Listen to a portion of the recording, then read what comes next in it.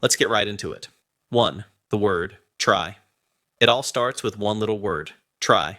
We've all been there, saying things like, I'll try to get up early tomorrow, or I'll try to be more disciplined. But by using that word, we're actually giving ourselves an easy way out if things don't work out. It suggests we're not really all in, not fully committed. It's like having a safety net for when we fail. But imagine what happens when you just stop saying try. You stop giving yourself that escape route. You start focusing on taking action rather than just worrying about the end result. Suddenly, you're not just hoping for success, you're actively making it happen. 2. The word can't. Let's talk about a word that doesn't just hold back your actions, but actually limits your whole way of thinking. Can't. When you say I can't, you pretty much close the door on all possibilities right away. It's like an instant mental roadblock. But what if, instead of saying you can't do something, you try saying I won't? That small change takes away the feeling of just not being able to do it and replaces it with a sense of choice. Saying, I won't wake up at 5 a.m. is powerful because it puts the control back in your hands. You're not just stuck with your situation anymore. You're the one making the call, and once you really get that, discipline stops feeling like something forced on you and becomes something you choose for yourself.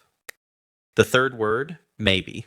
Maybe is another weak word that's quietly holding you back. It's the word for indecision. It's the word for procrastination. Saying things like, maybe I'll work out today, or maybe I'll start that project tomorrow. What you're actually doing is putting off committing to success.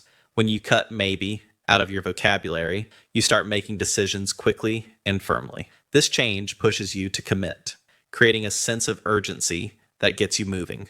Just imagine living in a world where every decision is a clear yes or no without the hesitation of maybe. That's the kind of clarity that helps build momentum and discipline.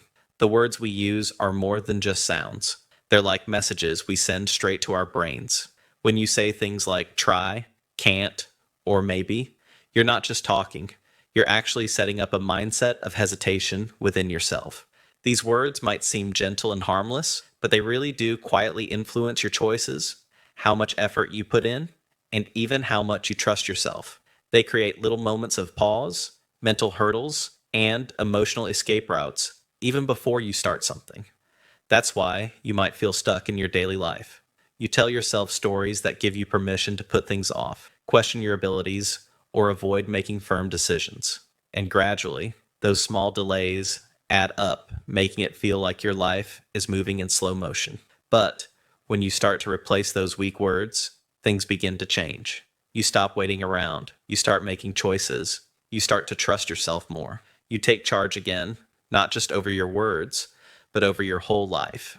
It's not some magic trick. It's not hype either. It's simply the strength that comes from using clear, committed language.